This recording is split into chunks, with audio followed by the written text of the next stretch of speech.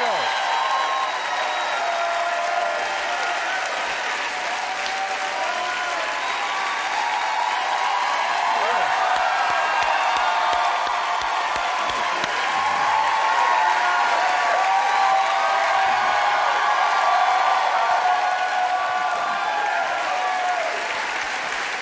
Not bad. 3 years ago, our first guest suffered a tragic accident. It left him paralyzed from the neck down, and since then, he has directed a movie, he has set up a foundation to fund medical research, and he's also written this autobiography entitled Still Me. Ladies and gentlemen, a truly inspiring individual, Christopher Reeve. Thank you. Good to see you.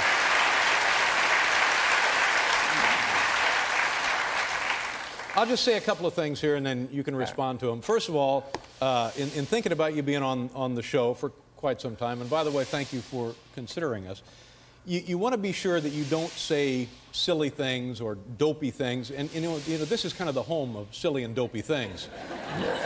And so at the beginning of the show, I introduced you as an American hero, and it just kind of came out of me. It was nothing really that I had considered or even thought about saying.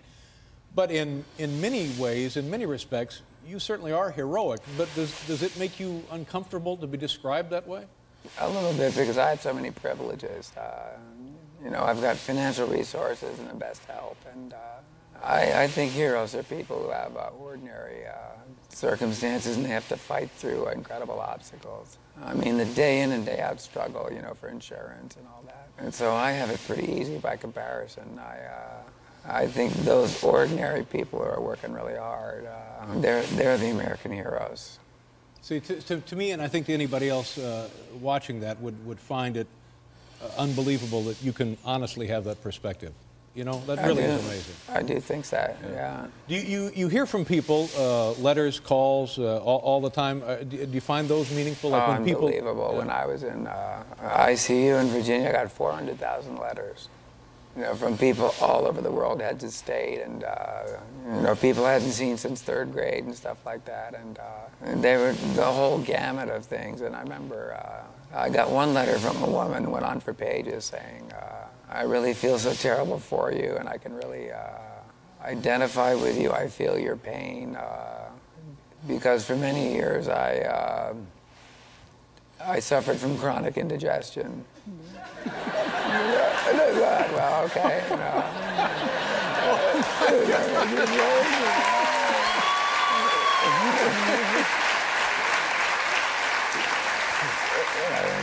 Have you thought about Tums, ma'am? But people who are well-meaning and want to say things to you, are there any things that they can't, any cliches that you hear, and you've heard every cliche possible, that mean anything to you at this point? Any kind of positive contact is appreciated. And I remember, you know, when one of the last movies I did was called Above Suspicion, and I played a paraplegic, and I went out to a rehab center to train, you know, to learn how to do a transfer onto a mat and all of that. And I remember every time I'd leave the place, I'd go, "Thank God that's not me." And I look back at how smug that was. You know, thinking, you know, as if nothing could ever happen. Right. And so the point is, we're all connected. Anything could happen anytime. And I regret the attitude I used to have about people it's who interesting. Are disabled. Yeah. Do people seem silly and frivolous to you now? Do people? I mean, because everybody I know, we spend most of our time just whining about everything. Now, you know something that we don't know, don't you? Well, I nearly kicked the bucket twice in 1995. And so I have very little time for, you know, just you know, wasting it. I find I'm able to be more truthful with people, and, you know, that I reach out more than I did before. You know, I try to spend my time in a more worthwhile way. Yeah. You know, I used to be pretty self-centered.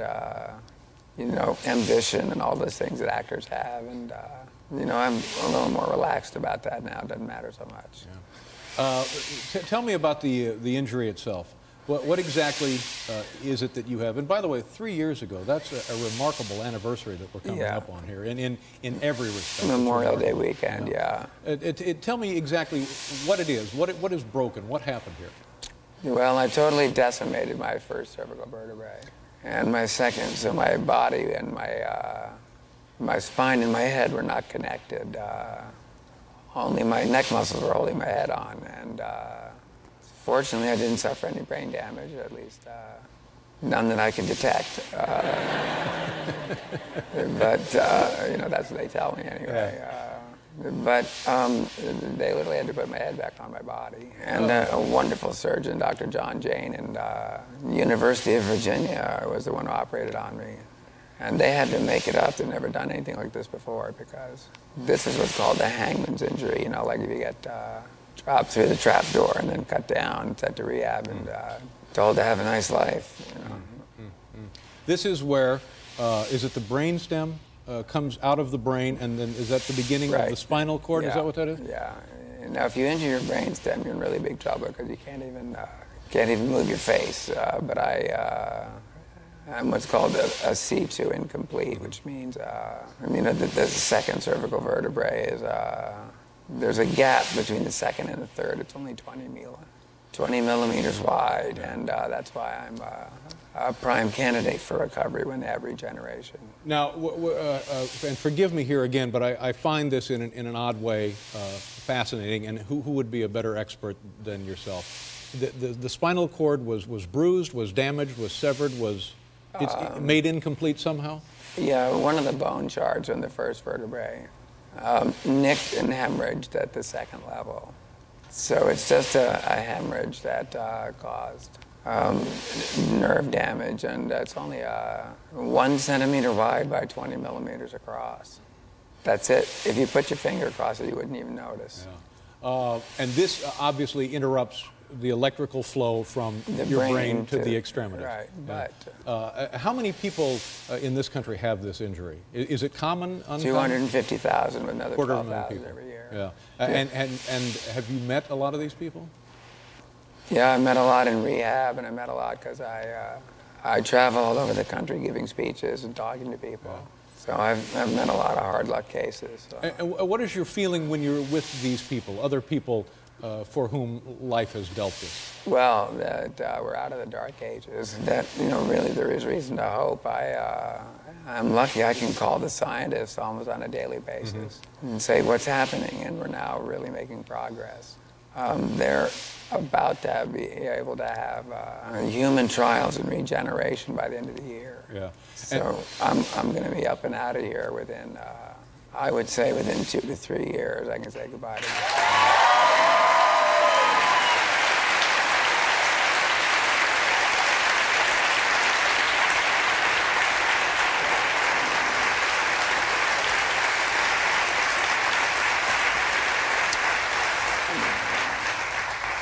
Are you like the best thing that could have happened to this problem? Is that a way to look at that? Is that a fair way to look at this?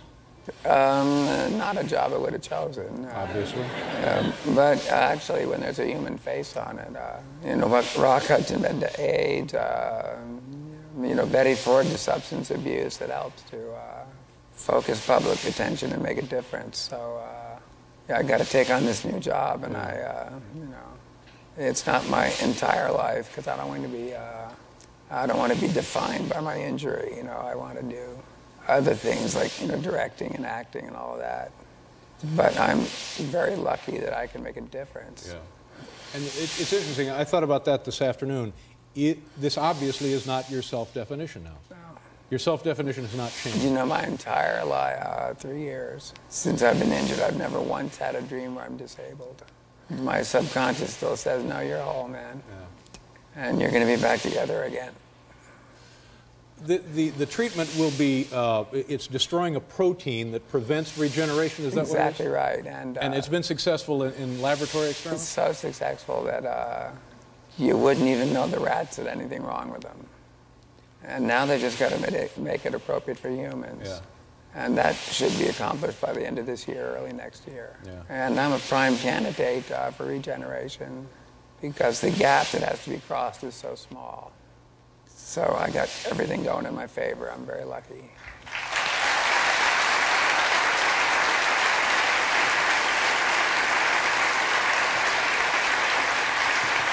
What is the... I think it's both good and bad that people are aware of this ailment, this injury, as much through sports now as anything else. And I've become aware, and I guess everybody else who's seen football on television, that there is something that can be done at the moment of the injury that will make a difference. Do you know what that is, and was that available to you? Yes, it was. It's called methylprednisolone, and if it's administered within 8 hours, it will reduce the damage by about 20%. And now they're working on stronger drugs to give people immediately that can stop the swelling. It's the swelling that's the problem. I see, because that just increases the damage? Exactly right. Cuts off blood cells. And so anything we can do immediately makes the prognosis, improves the prognosis. Absolutely, because after the injury, the more cells commit suicide. It's called programmed cell death, and if we can stop that, we'll stop the injuries the way they're happening. Were you knocked unconscious when this happened? No, unfortunately. I was conscious. I don't remember it. But I went over the jump, landed on my head, flipped over, and I said, I can't breathe. And then I was still conscious and flailing for breath for 3 minutes. And they got me, and luckily, because real brain damage starts at 4 minutes. So we have to figure out exactly, how much was actually done to me. But I'm very, very lucky they got to me quickly. It's just amazing that a person can undergo this circumstance and still find reason, legitimate reason, to say that you were lucky. I mean, it's incredible that you were lucky, because the seconds are ticking away and things would have been altogether. I mean, I've got a wife and family who need me, and I still think I'm worth it, and that makes all the difference in the world. Oh, my. I can't check out here. I got a lot to do. Welcome back. Christopher Reeve is here. The book is Still Me, also on the show in a bit. Hanson, let's talk a little bit about, you mentioned your family, and we talked about friends and the injury and the accident and so forth. What is your relationship like now with your son, for example? Is that, how does that work? Well, we do things a little differently. Normally I'd be teaching him how to skate. I was a big hockey player, and he's a big hockey fan, but he plays out in the driveway, and what I do is I coach for a while, and then between periods I use the wheelchair as a Zamboni. And I come out there and do the ice. And he loves it. It's great, So we always have good ice at our house. Do you, I mean, this looks like it's a state-of-the-art deal. I mean, getting around New York City, is that tougher than you might want? Man. I can tell you where every pothole is. Because I'm in the back of the van, and coming in here, I bump around a lot. And today coming in was a pretty bad ride. And, I think maybe I should go get a CAT scan afterwards. I just like my head's banging back and forth. But Mayor Giuliani, you got to spend a few bucks on this dude. Fix the city.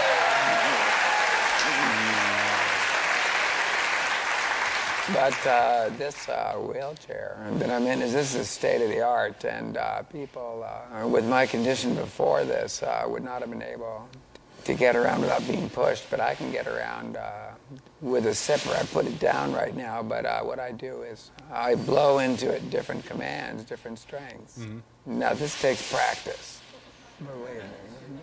And I started. I didn't do very well. I remember the first day I had the chair, I was in a big rotunda out at the rehab center, and a lot of area, and I was practicing going backwards and forwards and turning left and right. It's all done with the strength of the breath, so you got to be very careful. Mm-hmm. Now, on the Friday afternoon, this very nice lady comes to play the piano for people at the rehab center. And everybody gathers around and she plays show tunes. And I was wheeling around in the middle of the room, and I decided, well, I've got this tape. I'll go back down to my room now and just zip along down the corridor. So there, off I went. And suddenly, just as I got to the piano and she's playing Getting to Know You, I took it too hard. I turned a hard right. smashed right into the piano, backed her up about 5 feet, and she didn't even miss a note. Kept banging. That was all the day. Happens all the time. Do you wake up some mornings and forget that this has happened?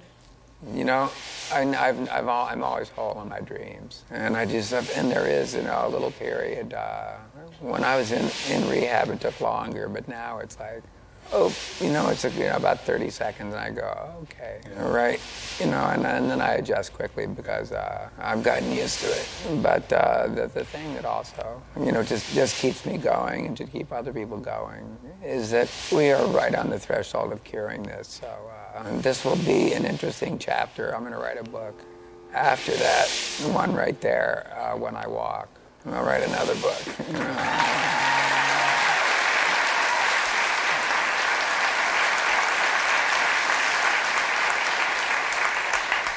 It's interesting for a million different reasons, but people that you come across in your life, many of them are just, you know, aimless pursuit, no goal, no direction, and you now have this second life that you have dedicated to overcoming something, and you've set a goal and you'll achieve it. And in that respect, again, you are lucky because many people never have anything to shoot for. Right? Yeah, and then also what happens, you know, if they've been kind of aimless before and then, you know, have an injury, then what? What are they going to do? A lot of people lose their livelihood. I'm very lucky that I'd always meant to direct, but my ego got in the way.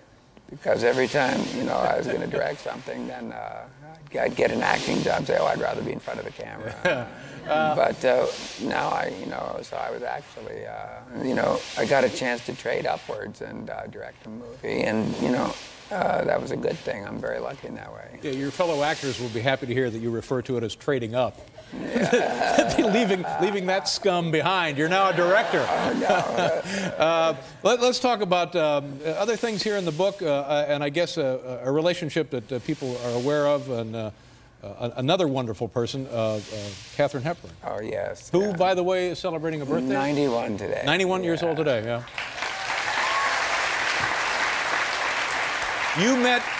You met her when you were a kid, 22 or something like that?